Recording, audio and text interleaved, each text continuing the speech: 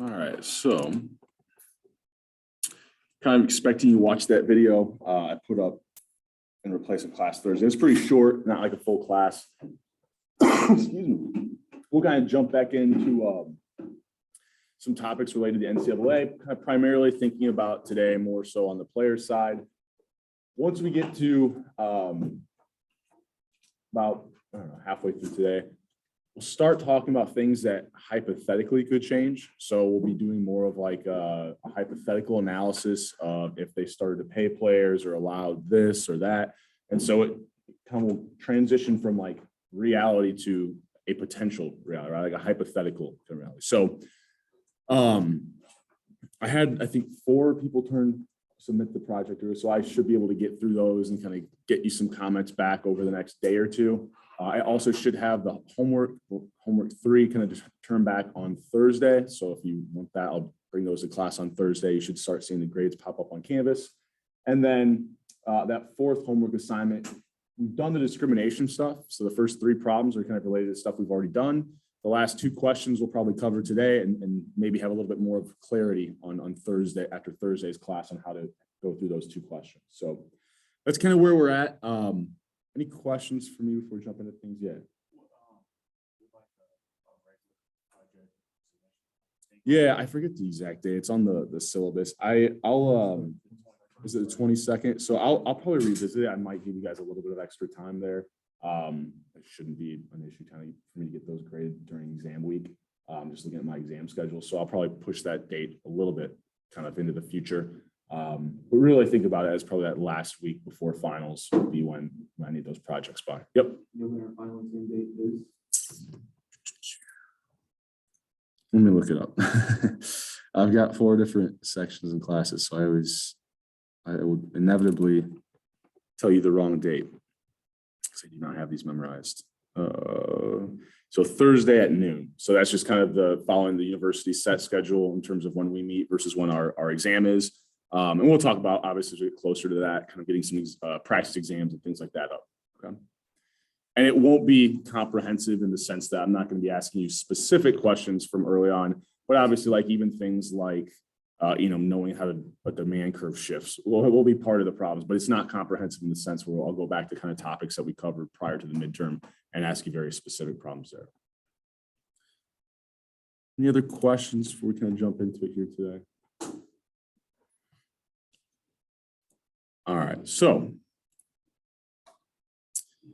not to go over this, we won't waste a lot of time, but we really can think about the NCAA having monopsony power in the sense that if I'm a collegiate athlete, there's only one organization I can play for, right? And so we kind of expect, even if we didn't have, currently aren't able to pay, colleges aren't able to pay the players, but even if they were, you can kind of think about the result would be potentially lower wages, right? Or fewer players existing. And even if it's not through wages, right? If they have some monopsony power, they know they can maybe get away with offering not quite full scholarships or, maybe not quite as great of amenities. So when we think about wages, I think I had someone ask me this when they came in for asking questions on a homework assignment.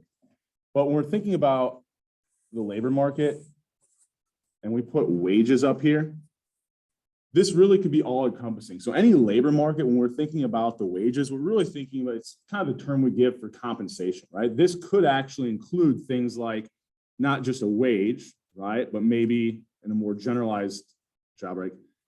The value of the healthcare benefits that you get. If we're talking about sporting examples, this could potentially be, the wages that they're giving. If we're thinking about like NCAA, maybe this is, I don't know, whoops. Kind of room and board here, where maybe we're not even thinking about, well, they just are given a room. Maybe we can actually even build in, okay, well, what's the quality? So what's the value to the player of having a higher quality room versus a lower quality? And so really we're just trying to capture the total kind of compensation, if you want to think about it that way, that's given to the player. Okay. So we're talking about this at the college level, even without wages currently. Right, you can think about some of the other things that are being given to the players or provided to the players that have value to them as being that wage. Right. We'll think about actually. I'll probably also since some of this is hypothetical, I'll probably go off on some tangents here. So if we think about kind of wages just being the compensation, And we thought about the supply of labor. Actually, since I've got too much going on here, let's just draw this down here to make it. So I'll go, let's say we've got supply of labor for football. And we'll just assume, I'm kind of thinking American football. Now, this would be the same as the supply of labor for, I don't know. We'll use lacrosse here, right? Kind of a smaller revenue generating sport. So supply of labor, even if it was the same across the two, which probably argue it's not, I don't think lacrosse is quite as popular, but to just purely think about the effects that are going to be coming from demand differences, right? You could think about the demand for lacrosse would result in a certain equilibrium kind of wage for lacrosse players, right? I guess you could write out the whole word here, but. Well, we know that the demand curve for labor, right, comes from the marginal revenue per win times the marginal wins that come from the labor, right? Well, we would expect the marginal revenue per win to be significantly higher in a large revenue generating sport like collegiate football, which would mean that we would expect the equilibrium wage in programs like men's football or men's basketball to be significantly higher. Now, if the university can't pay the players wages, what's something that they might do to kind of make that experience or kind of add to the compensation of the player if they played at that school?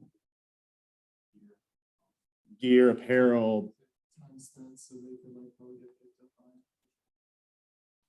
possibly the increase in the probability they make it to the professional league. But yeah, they spend money on a lot of these things that will add value to the player's life while at the school. So I went to, my brother went to Oklahoma for grad school, and I went down and visited him a couple times. And they had built an entire dorm building specifically for the football program. All right. And so, you have these amenities. They're not building the lacrosse players their own dorms. And so they'll basically try to spend money on these additional things, make the locker rooms insane. You've probably seen some of the pictures that go around because they can't give them the wage, but they can give them compensation in these other areas, right? And so we expect these higher revenue generating sports, we would see they have a lot more of these amenities, a lot more of these, I don't know, the things they can actually give the players like apparel and things like that to be a little bit greater in sports that generate more revenue. Specifically, we're thinking about here probably men's basketball, men's football, and maybe you could throw in kind of women's basketball there as well. Specifically, if you're comparing women's basketball to the other women's sports, right? A little bit higher of revenue generation. Yeah.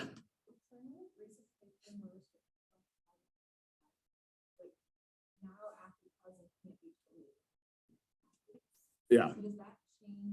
So I think when they did this in Oklahoma, I think I might have missed, but I think they originally had that plan. And then when they changed it, they just made it athlete dorms, even though the vast percent of the dorm rooms were filled with the football team, right? So it was like, we can't technically say it's just for this program, but you can imagine they don't have to, even if the other sports programs benefit, right? Because technically it probably is the athletic department paying for it. But if the large percent of the athletic department's revenue is generated from the football program, even when I'm buying things for the football program and it benefits everybody else, I'm still attracting those high quality football recruits, or I'm able to give them additional compensation. So you could probably argue that maybe there's some externalities in this market, right? That in providing these things from the football team, if then a regulation or rule comes down that it can't be sport specific, well, if it's like a public good and every student athlete can use it, well, you have some positive externalities then in these other sports markets.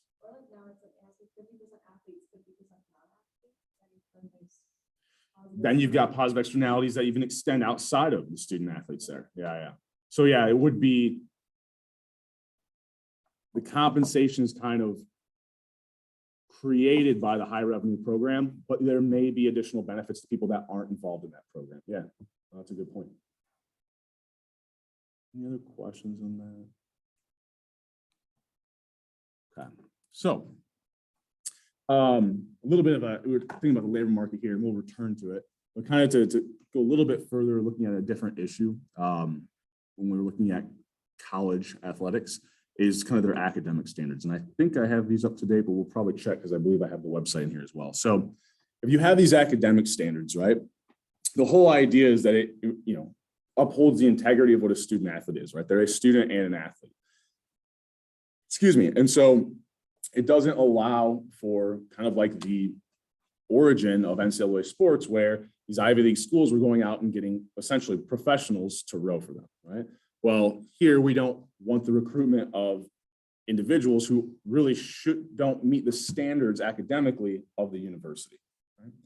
Now, the problem is this is going to create barriers to certain athletes who have a high enough quality to be on that team, right? But aren't able to meet this kind of academic threshold or this academic standard.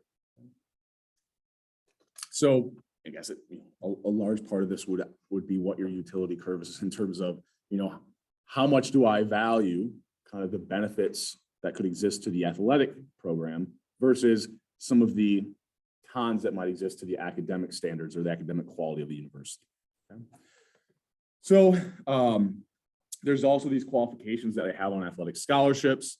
I think here it's like some sliding scale of GPA and SAT. I actually don't know if they still factor in SATs now since so many schools are kind of going optional. And they also have to have some sort of kind of core requirements from high school in order to be given this athletic scholarship. Okay? So this is just going to create some barriers to entry to certain players who couldn't meet those academic standards.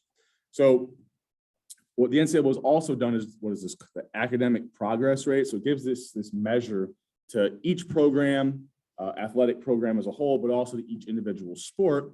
And then it sets kind of thresholds that those teams and then that school needs to make. So I don't remember these off the top of my head. So the way that it's computed is you get a point if the athlete stays enrolled. So this is the idea that schools are somewhat penalized, right? If they kind of have a player that, I don't know, let's say plays in the freshman season and then leaves, right? So the following year you wouldn't get a point because that athlete didn't stay enrolled at the university. Okay? You also get a point if an athlete stays academically eligible while they're on the team. Okay? So you've got awarding points based off of these kind of two measures, right? I guess here we're thinking about retention, but then also are they meeting the standard while they're at the university? And then I think you take the total points that they earn over the total number of points possible.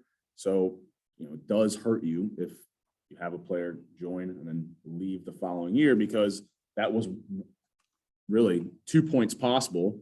If they left and they were ineligible, you got 0 points, right? So that's going to hurt your kind of APR. So they take the total points earned over the total points possible, and then just make it a little bit more readable. They multiply it by 100. So we don't have these decimals, right? So I think the current requirement, last I looked at it, was 930. So if you don't meet this APR requirement, and this is for kind of the athletic department as a whole and each individual program, then you get a reprimand, right? That's the first step. I think the second step is you become ineligible. So you lose scholarships or potentially kind of they limit the amount of time that the team can meet, thinking that, that time restriction is what may be resulting in academic ineligibility. And then if you continue to not meet this requirement, they'll ban you from postseason play. Whoops. And then eventually you would lose your membership. Off the top of my head, I don't think there's any schools that got to step 4, but I know that I've got kind of some of the history here in a second. So from what I remember, it's kind of schools have only gotten to this 3rd step.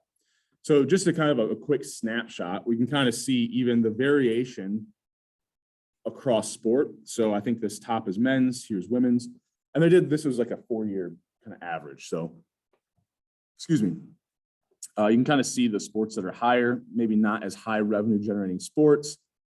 What's interesting is your highest revenue generating sports, you see the lowest kind of APR, lowest really academic measure, right? This is supposed to be a measure of academic quality of these programs.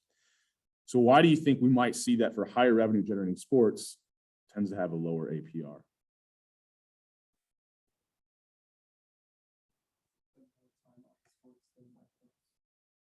Possibly there's higher, right? If there's additional revenue that can be earned, then potentially these programs are expecting a higher number of labor hours from these individuals. Yeah.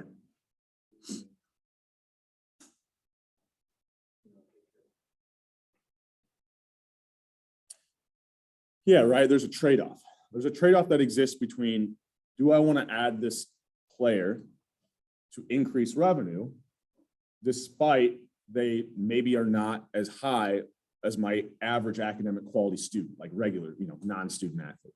Right? So if the sport doesn't generate a lot of revenue, well, the benefit of adding a high quality player that won't meet my academic eligibility, requirements, there's almost no additional revenue added, and I'm just decreasing the quality of my institution, right? So for your lower revenue generating sports, that incentive for additional revenue just doesn't exist, right?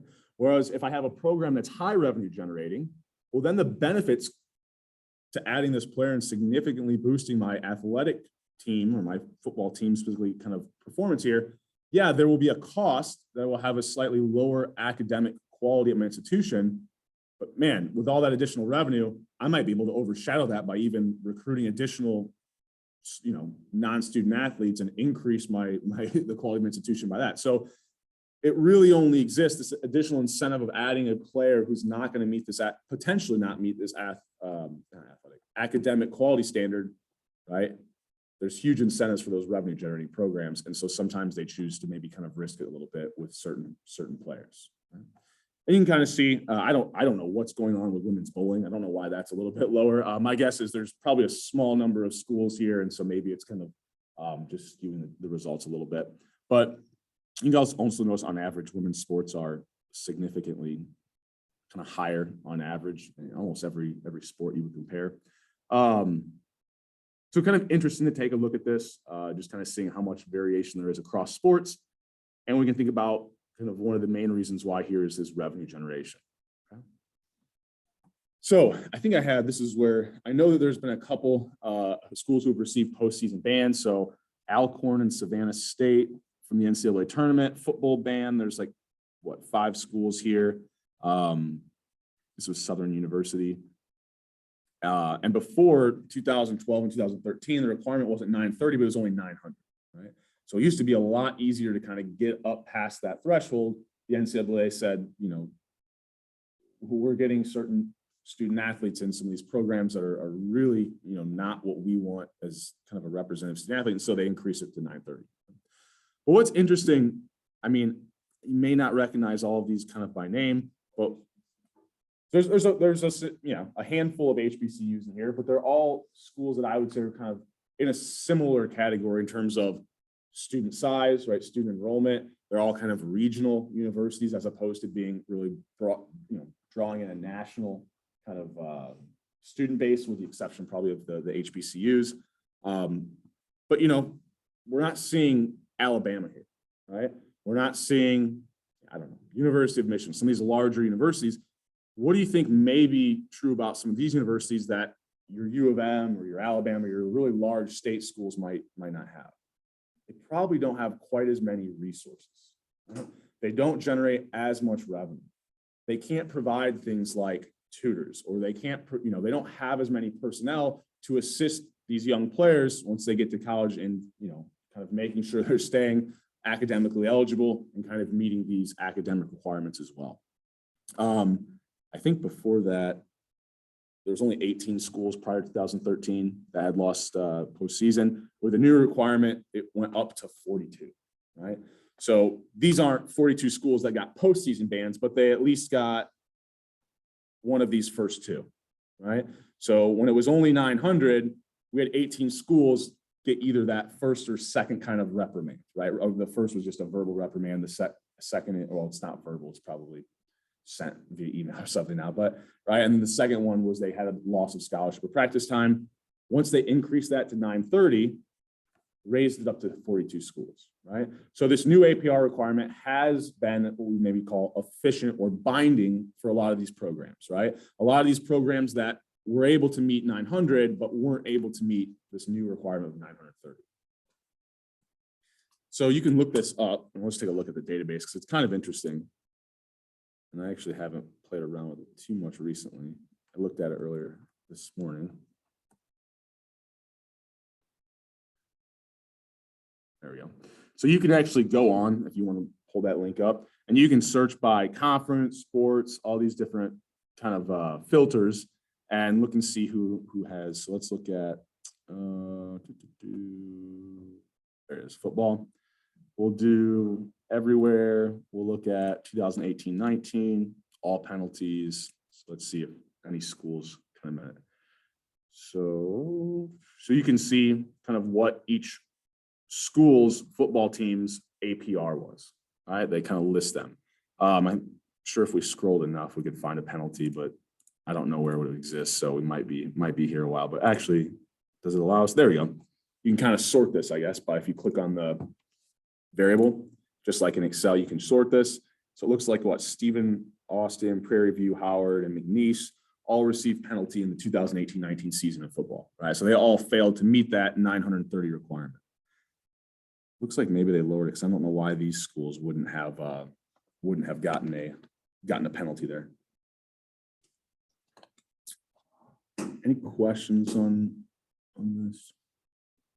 So you could play around with this and look. Actually, I don't know. It'd be interesting to see what's Ball Stat's pretty high, actually, about 970 for their football program. So you can kind of play around with it. It's kind of interesting to look at. You can, the main ones, football and kind of NCAA basketball are the ones where you see a lot of those postseason bans. And that's primarily because that's where those are the highest revenue generating sports. Right? All right, so any questions on that before we keep moving here? So we kind of already mentioned this, right? But maybe the schools with higher resources, right, higher revenue generating, are able to offer things that attract the highest quality and the highest academic players. So if you think about it, if I'm the University of Alabama, or think of a pro football program that might be really elite, right? They know that the supply of labor, that the interest in the being the star quarterback at their program is relatively high, right? They could probably sign any of the top 10 recruits they want. Right? So let's assume a scenario where there's two high quality recruits, right? And Alabama, for both the recruits, their decisions are going to be between Alabama University and, I don't know, it's a small university in the South down there, Alabama A&M or something like that, right? Well, if there's two high quality quarterbacks with the exact same kind of quality level, but one of them, let's say, is 3.8 GPA in high school and the other's 2.1, right? If I'm Alabama and I think they really are of comparable quality, well, why would I take a gamble on the quarterback that may not meet my academic standards and may lower me below this threshold? So your top level programs are always going to be more selective, right? They've got a batch of high quality recruits. They are probably going to be more selective on academic standards and choose the one of those five that has the highest academic potential, right? Based off of GPA or SAT, however they're measuring. Well, Alabama A&M, right? If they could get that top quarterback, that high quality quarterback, but that doesn't happen very often, they're more likely to be a little bit lax, right? When they're looking at the academic standards, we'll take the gamble on this. Like, we'll take the gamble that we can get this player to meet these standards, to have a GPA that's high enough to remain eligible while at the university. So your higher revenue generating programs are more likely to not have to deal with this issue because they can be more selective, right? Whereas your lower quality program, lower quality, lower revenue generating programs probably don't have that luxury. Right? Any questions? Toss my hand for a second. All right. So, smaller schools or lower revenue generating schools are likely to become, or more likely to become, ineligible, right? And have scholarships restricted, what effect is this going to have on competitive balance? Gets worse, right? The only way this doesn't get worse is if it somehow forces these programs to shut down, right? I guess that technically that you could improve competitive balance if you force some of these kind of smaller, lower revenue generating teams out of, having a program. But I don't think that's necessarily the desire of the NCAA. But what's the alternative to this? You can't just have no standards. I mean, if you really only cared about athletic quality, I guess you could. But if you do have some concerns over the view of a student athlete as both a student and an athlete, right? You don't want to repeal these standards completely. And if that belief in a student athlete is driving demand at all, right, which is a popular argument when it comes to like paying players and things like that, that there's some sort of fan demand that is driven by the fact that these are amateur players, right? They're playing for the love of the game. They're a student and an athlete, right? And so I think the NCAA is probably pretty careful, right, in terms of not just allowing this to be a free-for-all so that they uphold that integrity that they believe is driving fan demand. Now, I don't know if there's any great estimates of how much that's driving demand and what the shifts would be if they repealed it, but that would be the kind of reasoning there. So we should see competitive balance get worse as a result. And there is a couple of papers that have kind of looked at this and seen, in fact, this is the case, right? When they increase from 900 to 930, that APR, they've actually seen competitive balance across the entire NCAA get worse. Okay. All right, so that's academic standards. We're now going to dive into this world where we're really thinking about some hypothetical situations. And there's like little ways currently that universities can pay players. I believe that they can give them like stipends and things like that. But we're more so thinking about if we allow there to be a free and open labor market, right? So we allow these teams, if they wanted to pay players wages, right? And it doesn't have to just be football, basketball. This could be any sport, even low revenue generating sports, right? So we'll just kind of walk through a thought experiment first, right? So if we looked at NCAA Division I programs, right? They're football athletes. The average revenue that each team earns from their football program is $32 million. Now, obviously, some programs are a lot smaller, some are a lot bigger, but if we're just going to use the average, right? So I multiplied that by the number of teams, that would give me like the total revenue earned by football programs in Division I. If I then take the number of football players that can be on scholarship, which is 85, right? That is the kind of the limit. If I took the average amount that a program earns and the average number of kind of players, and we'll kind of think about just using that maximum here instead of the average, like if they had all 85, how much would each player get, right?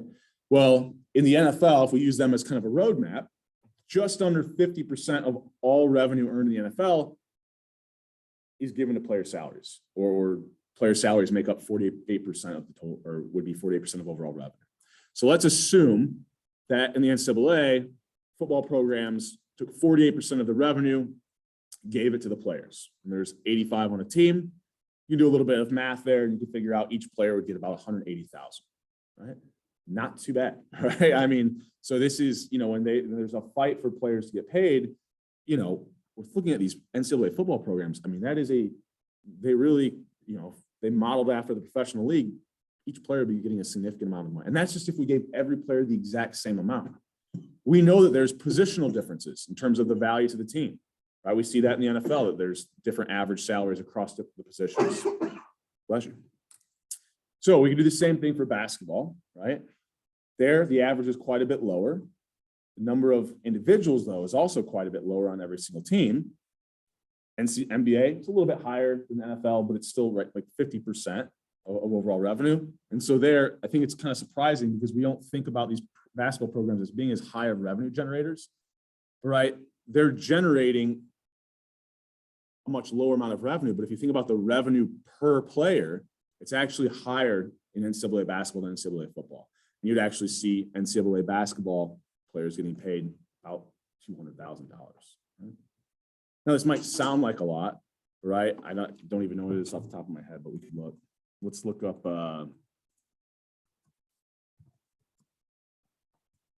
what the NBA league minimum is. So, right, it sounds like a lot, but 920,000 as the NBA league minimum versus, you know, making, where was it? There we go. Making about 200,000 if I was to stay at the collegiate level, right? So it sounds like a lot, but comparing to the professional league is really not too crazy. For like a technical question, like collegiate athletes, if they got paid, that's like the top 1% already. Pretty sure. But compared to the professional salaries, it's really not that big, I guess. Yeah, so even if we followed a model, right? I mean, the NCAA isn't earning, it must be the fact that they're not earning quite as high of revenues in order to be able to kind of guarantee these, you know, the league minimum salary in the NBA was what? 900,000 versus 200. And so there is a difference in revenue between NCAA sports and professional sports. But also, you know, is this ethical? this would, I mean, the way that I modeled this is actually like communism, right? I gave every single player the exact same amount of money, and I disregarded completely the fact that their position or their quality level might be different, right? So this is just a thought experiment of if we gave every player a flat fee, right?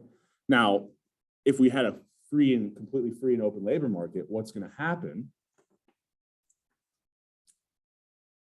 Right? So if I've got, can I think about, say, supply of high quality and the supply of low quality players, just assume it's exactly the same for a second.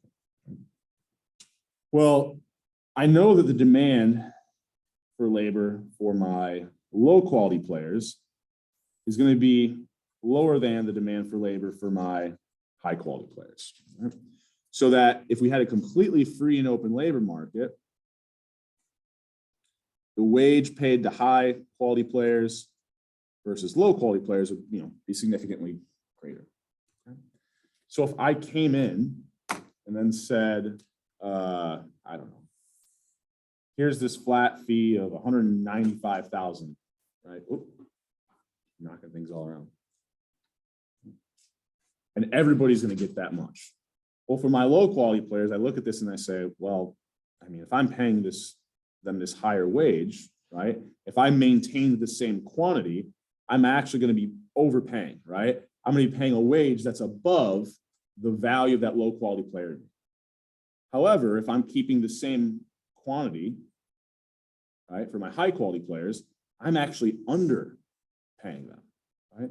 So, the question would be, how many low quality players am I maintaining on the team? What's the difference in this amount that I'm told I have to pay players?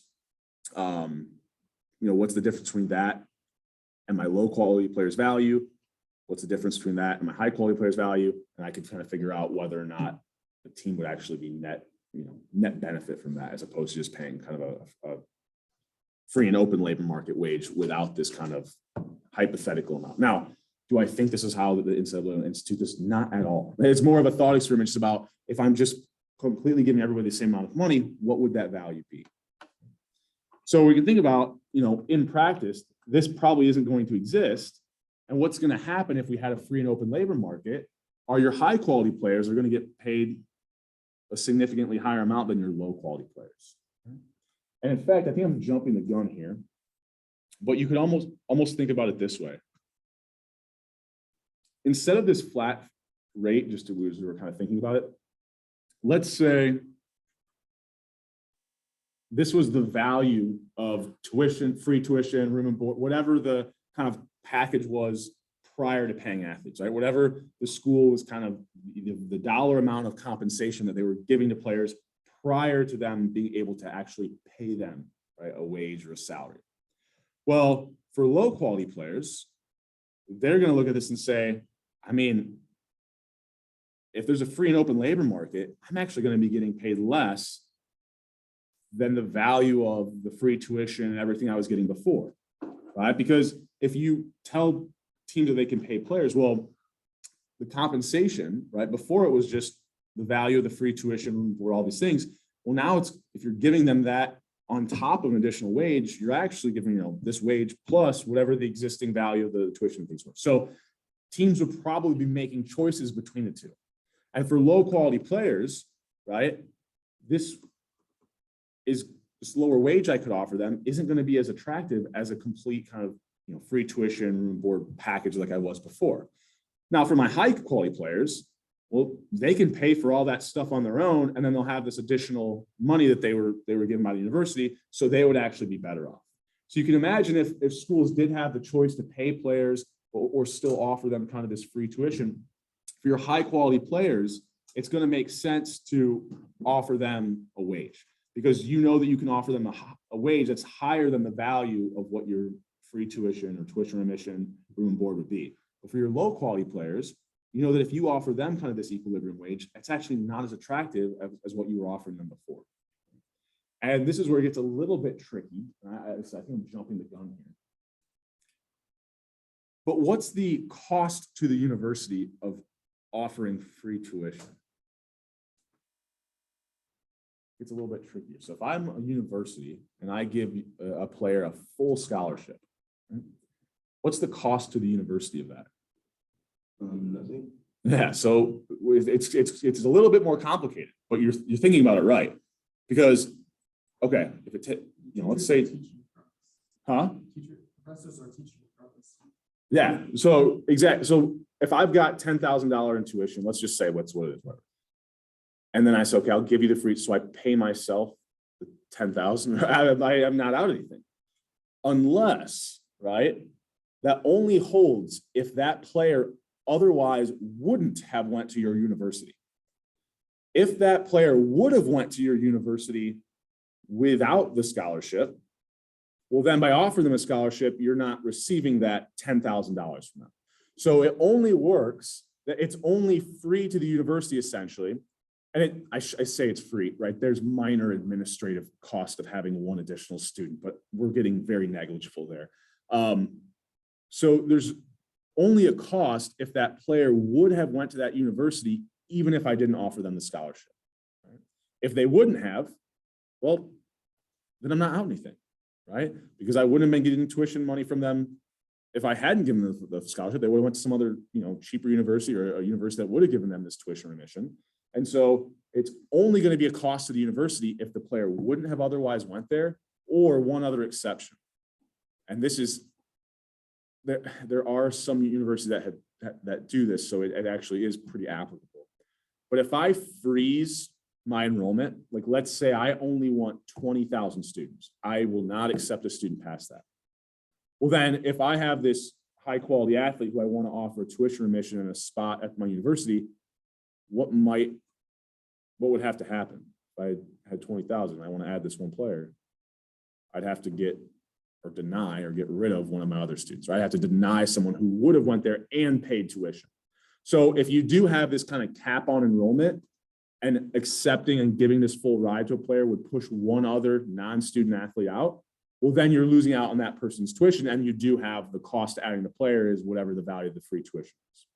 Or if that player would have still went there even without the scholarship, then you are really incurring that additional cost as well. But I think you could probably argue in a lot of cases that's not real applicable to most of these universities. They don't have a hard cap on enrollment. They don't, a lot of times it's a competitive environment. So if it didn't offer the free tuition, another college would have, and that player wouldn't be going to that university anyways. You could maybe make the argument that for maybe some of your lower quality players, right, like walk-ons, that kind of idea, they would have attended your university, whether or not you give them a tuition remission or not. But really, we can think about it for the university, and that tuition is free. So if I can offer these low quality players this free tuition as opposed to a wage, I know that that's going to be more attractive to them. And then I can get away with, okay, well, yeah, I know that the high quality players would be more attracted to this higher wage as opposed to the value of whatever the free tuition is. You may see them kind of selecting who they're giving tuition or fee remissions to versus who they're paying, and it'd be more likely they pay the higher quality player. Okay. Does that make sense? Any questions on that? Okay. So we already went through that. Now we'll go through another thought experiment. Right? So that was just if I let the football and basketball programs essentially operate individually, right? I was just looking at football revenue, the average football revenue.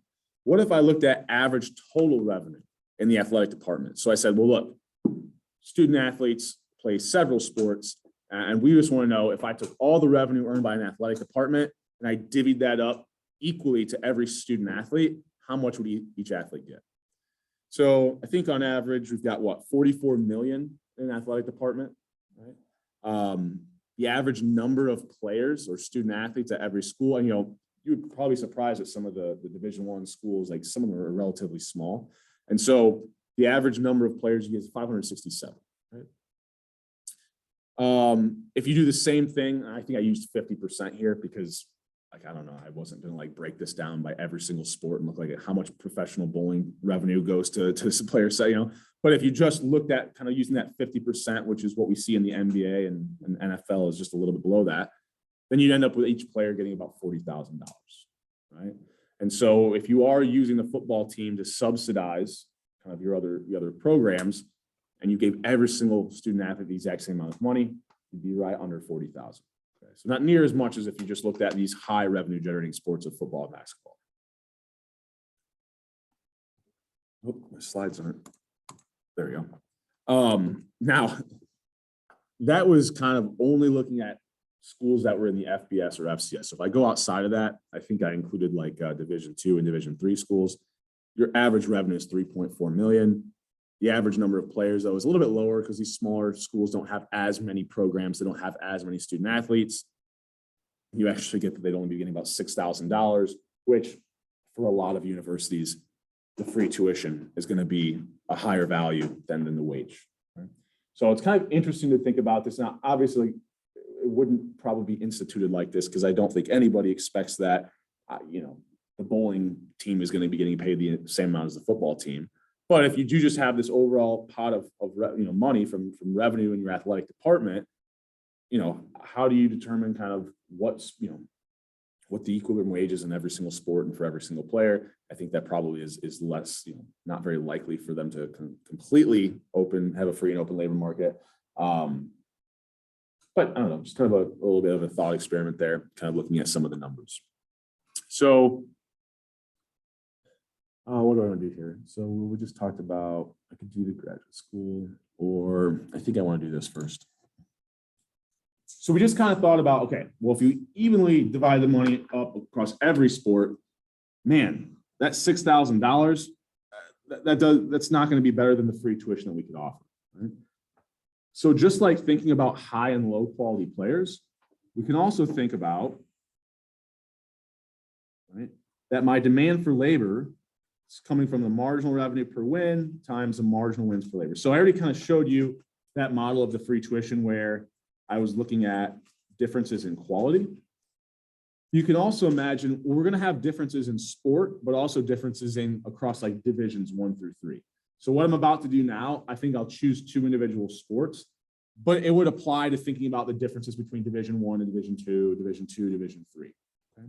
Because if I'm thinking about, I don't know, football versus tennis, right? Even if we have the same supply of labor, so let's say we have the same supply curves for both tennis and football. Right?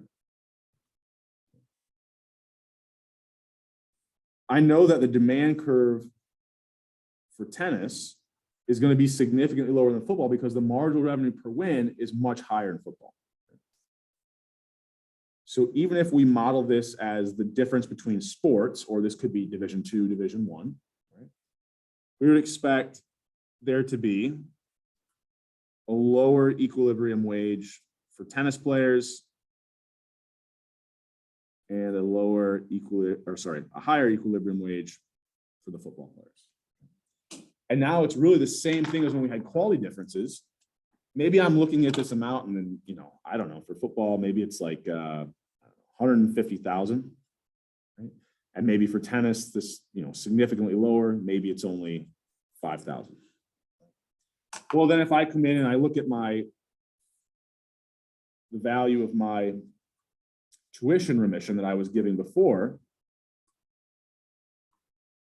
well, I know that these tennis players, the value of that tuition remission is significantly higher than whatever the wage that the school would offer me if they were only offering me a wage. Now, if those tennis players otherwise wouldn't have went to the university and I don't have a cap on enrollment, well, I could actually offer them that wage of 5,000 and a tuition remission. But remember, if they wouldn't have went to my university otherwise and I don't have a cap on enrollment, that tuition remission isn't like an additional cost to me, right? So I could still see these lower revenue generating programs still offering wages, right? And along with it, tuition remission, right? Because the tuition remission is no additional cost. And now it's like the compensation isn't just the wage, it would be the wage, plus whatever that tuition remission was. So I could actually, the value I could give my tennis players is significantly higher, even though I'm still keeping my costs only at that $5,000. Like I said, that hinges on those two conditions being true so that the tuition remission is no additional cost to that university.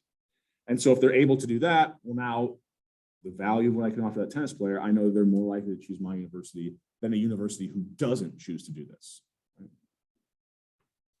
And the same kind of thing would apply to football as well, right? I could offer them the wage with the tuition remission if that tuition remission would come at zero cost.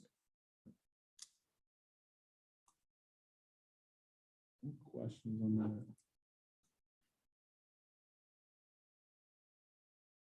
In fact,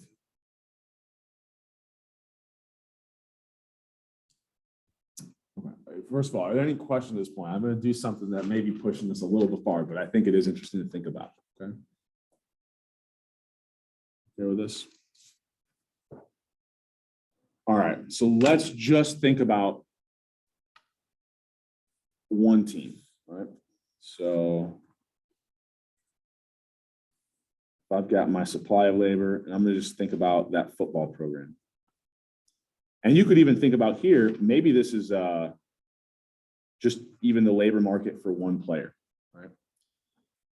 But we said, look, if we had a free and open labor market, I would offer them this higher wage, right? And maybe that wage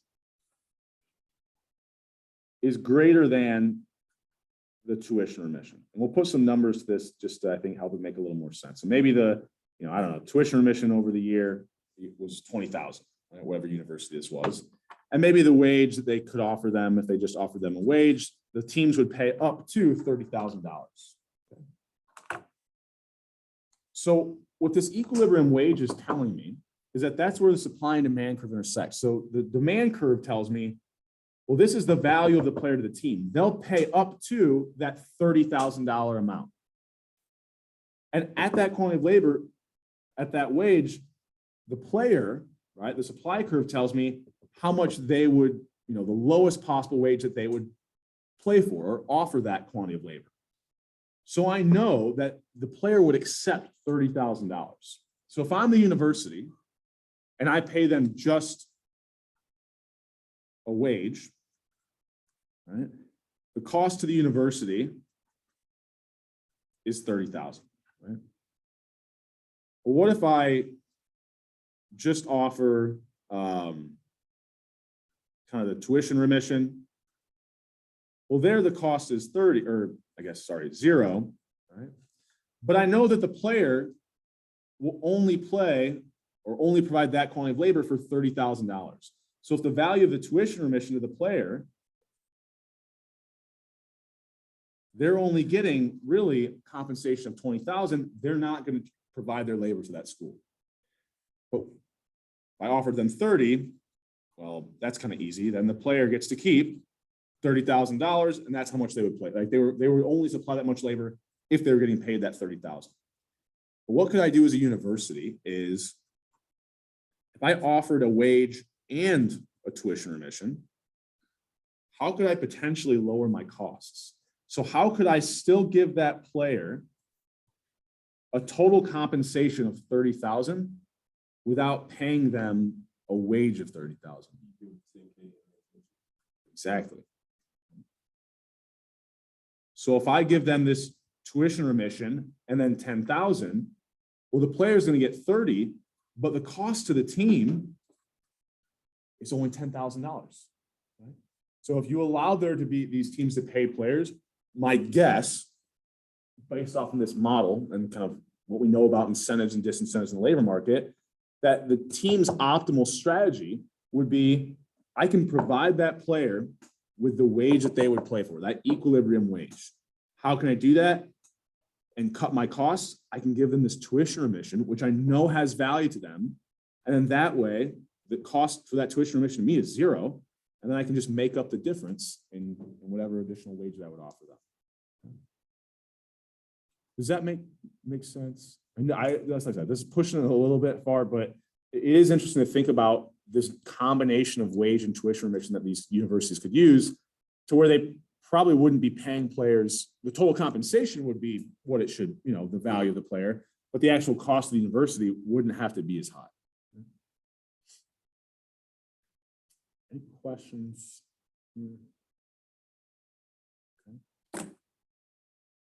All right, so another model we can think that could exist here is if we allow teams to pay players, it doesn't have to be that we're giving, that theoretical thought experiment we had where we were communists and we were giving every single person the exact same amount of money, right? Well, what if I didn't want to do that? I want to allow it to vary by sport and even by person. There's actually a model that universities use that's, exactly the same. It would apply exactly just to the athletic department, which is graduate students. So if you look at like a lot of doctoral programs or even master's degree programs, they offer assistantships, right? And so sometimes these assistantships are free tuition. And then also they often will include sometimes these additional stipends, right? So they're like, look, we know that for you to come back to go to graduate school, you're foregoing wages, right? There's a cost to you to attending grad school that isn't even related to the tuition that you're going to have to pay, right? So in order to, we have some income so that you can live throughout graduate school, we won't make you pay for the tuition, right? We'll make you do some things for the university. So you're adding value by, doing grading or maybe doing some TA work. And then we'll also give you like a really small stipend so that you can actually just, afford a place to live and feed yourself, right? These stipends are not, relative to what you would be making a job, significantly lower, right? I think sometimes it's like $10,000, $15,000 for the year. It's going to be tough to live like that, right? But it's something, right? It's enough of a compensation package to attract people to graduate school away from kind of the private sector. Well, we could do the exact same thing, right, with the athletic department. You could say, okay, look, we can give the players tuition remissions and these stipends, right? There's no limit on how high the stipend can be. If it's a high quality quarterback, maybe we give them a $300,000 stipend, right? Depending on what their value would be to the team or to the university. And then we can also allow this to vary across teams. So currently graduates, since, if you look at a finance program versus I don't know, who do I want to pick on?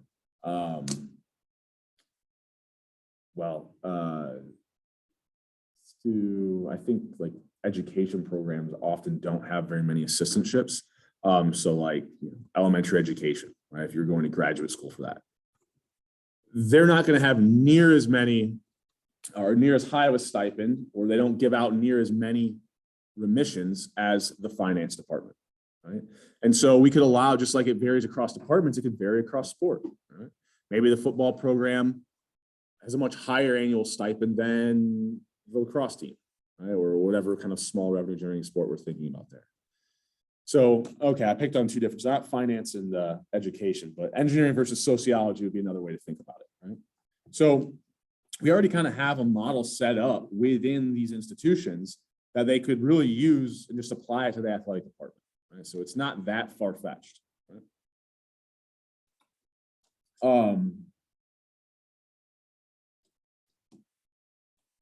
Anything else I want to say here before we move on?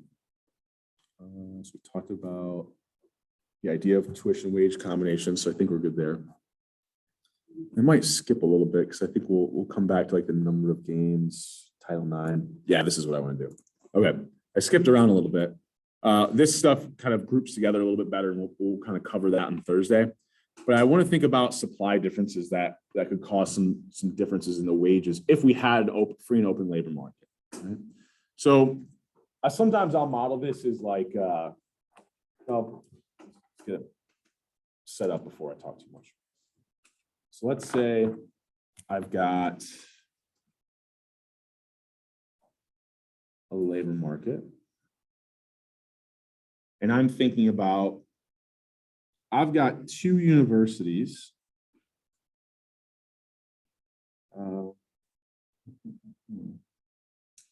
Let's call this, we could do Ball State and so it's a comparable city that would be a lot more fun to live in. I don't know, oh, I know. Florida Gulf Coast. Right? Another one that you could think about here is UNC Wilmington. So they're comparable in terms of size to like Muncie, or the universities are similar in terms of their revenue generation for their football programs. But if I'm thinking about Florida Gulf Coast versus UNC Wilmington, these are beautiful places that are right on the coast, right? And so they might be a little bit more of an attractive place to live to the average person than the middle of Indiana. Now, there's difference in preferences for people, but I think for most 18-year-old college students, I think these would be more attractive destinations. But in terms of the demand for labor, these schools have very similar marginal revenue per wins from their football programs. And really, we're thinking about they're probably, if we're thinking about the same quality of players, we should see no differences in their demand curve. So we're thinking about a player, right? So the quality, we're looking at one player, so we don't have to worry about that being different. But the different teams or different universities I'm thinking about all have the same marginal revenue per win. The demand curves are going to be exactly the same. So then what happens if we think about the supply curve for labor? So let's say that I've got Ball State's supply curve for labor up here.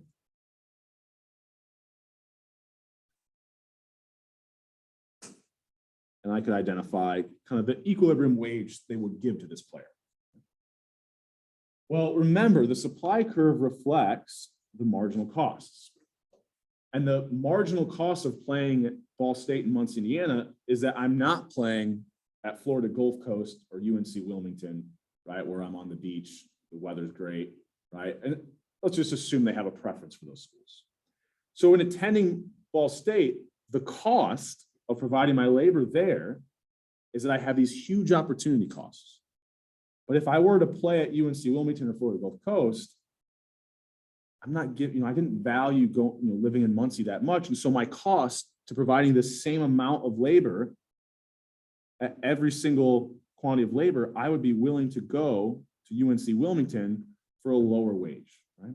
So it's like my supply curve for these places that are maybe a little bit more desirable to live, we should expect to kind of see that supply of labor be a little bit lower, and that those universities could actually attract or get out a higher quantity of labor. And also, even if I'm just thinking about this as an individual player, so this is FGCU for Florida Gulf Coast, I could get away with paying them a lower wage, right? Or even if I kept the quantity of labor the same, I could get away with paying them a lower wage, right? So a lot of these supply curve differences, we can start to think about how we can model these in for NCAA athletes. I think about this as like attractive places to live. I think like, a Miami University probably has less difficulty in recruiting players, or if they were to pay them wages, they could get away with paying them lower wages than the University of Minnesota, right? And like I said, this will vary player to player. There's different preferences in terms of location. You could also think about this as not just a difference in location, but maybe the opportunities that that program provides to me. So even if it's a pretty similar marginal revenue per win, if the fan base looks different enough from, say, something like a University of Notre Dame that has this kind of national kind of fan base versus a school of similar revenue generation, maybe like, I don't know, Auburn University or something like that.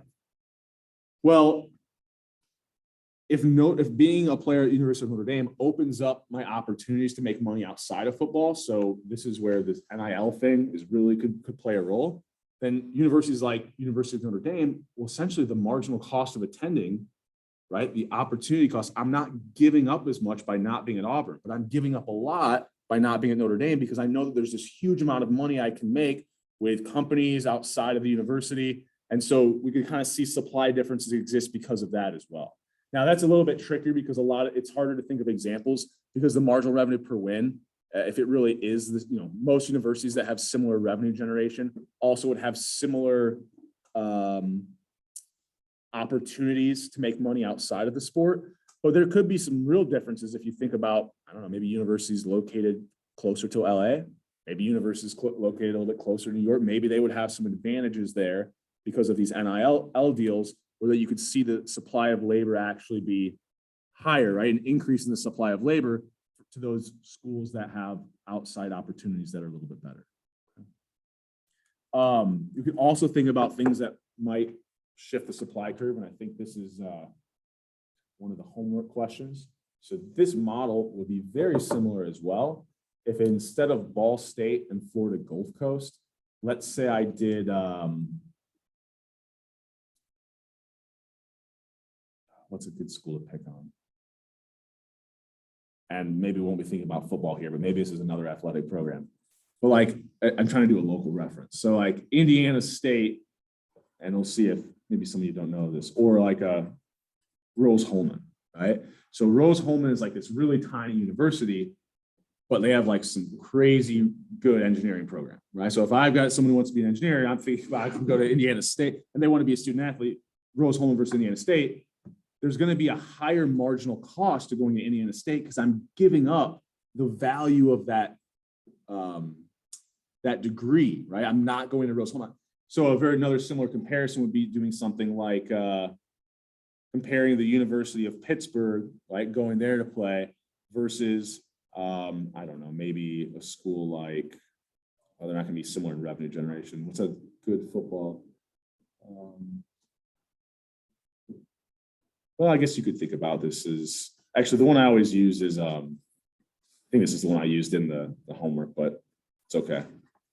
Oregon versus Stanford.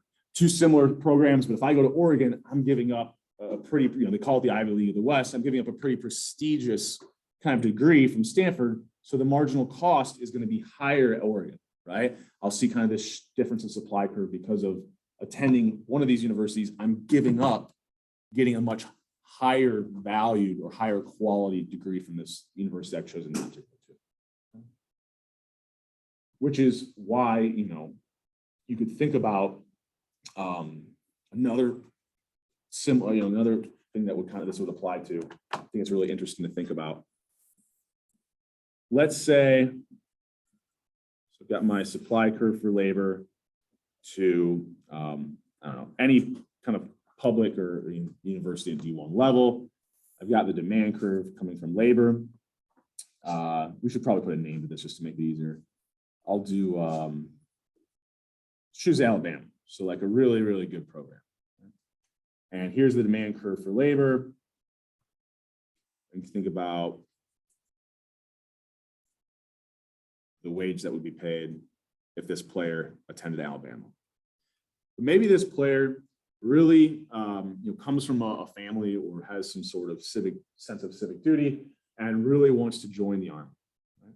And so you think about here, if I go to Alabama, right, there's going to be a significant cost to that because I have to give up, and it's hard to put a dollar amount on something like, the sense of civic pride this person might feel. Maybe they come from, their father and grandfather in the Army. And so maybe there's just this really strong value that that player puts on attending Army and being in the Army, right? So the supply curve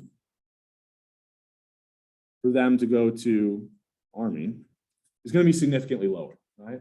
Because they're not giving that up if they attend Army. If they go to Alabama, they're giving all that. They're not playing for kind of one of the armed forces. Right?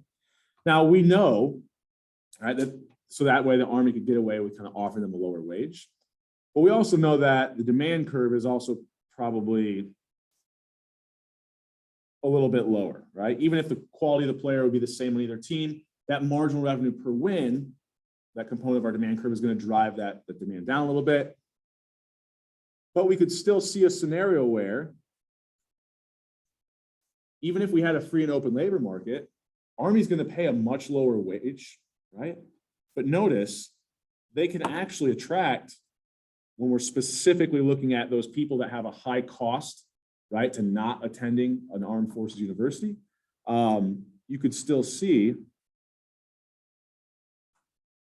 the quantity of these types of players that attend Army would be greater than the number of them that choose to go to Alabama, right? Even though there's a significantly higher wage there at Alabama.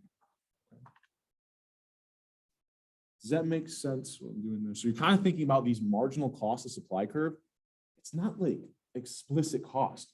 Most often what drives these differences in supply curves in the labor market are going to be things that are intrinsic. They're actually really hard to measure. It's very hard to measure how much someone actually, values attending Army versus not. And every single person's going to be different. Right? We have different like utility curves for every single individual. So this gets really difficult to do, but it could explain why we still see some high quality players choosing to go to schools like Army, despite being very high quality, is if there's this huge cost to them to not attend Army. Questions? Another really relevant example, and I'm thinking of this more so, I think one specific program. There's been a couple in NCAA basketball where we've seen players choose a less quote unquote prestigious in terms of quality, but also lower revenue generating programs. And obviously we don't have wages going on here, but right, we can still think about it's the compensation packages that teams are currently offering. So certain players who are very high quality have chosen not to go to kind of what, the top programs, and instead have been going to schools like Jacksonville State, right? And NCAA men's basketball, there's a lot of players who are kind of high quality recruits who are choosing kind of historically Black colleges. And it's the same idea. There's a huge valuation to that, right? There's a huge cost to not attending this historically Black college to a lot of these student athletes, right? We're making the decision. And so we've seen a lot kind of more recently where the quantity of these high quality players at historically Black colleges has started to increase, right? And it's primarily, it's not being driven off the demand curve, right? It's primarily just being driven off that supply curve, and that the cost of not attending one of those universities is significantly high for some of these players. So, any questions on that, or kind of getting the gist of this model? So those are supply differences. I want to make sure we kind of talked about those for a little bit. I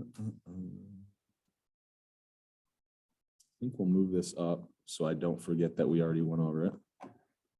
We did all the paying, if they became employees. I don't have a lot of time left. So I think what we'll do is save this stuff for Thursday. I've got two papers that I put up. I thought did I not open both of them? So they should be under the files tab. We'll kind of go over them a little bit on Thursday as well. So yeah, so there's, looks like I only put, there's the other one. For some reason, they're out of order. Oh, it's because of the name. So I'll probably rename this so that they're right next to each other. You don't have to like go over them, or we'll just talk about them, but these are going to be other two papers that we'll get some more linear regression practice with. They're both specifically looking at kind of how sports participation might impact what they call delinquency or different measures of crime by individuals. So how maybe it can pull people from nefarious activity, right? If I'm playing basketball, I'm not going to be out in the streets doing no good, right? I don't have as much time in my hand to get into mischief. I know it probably kept me from doing some dumb stuff in high school. So we'll look at those papers on Thursday as well. I've had a couple of you reach out to me about kind of help with your projects, working through the data.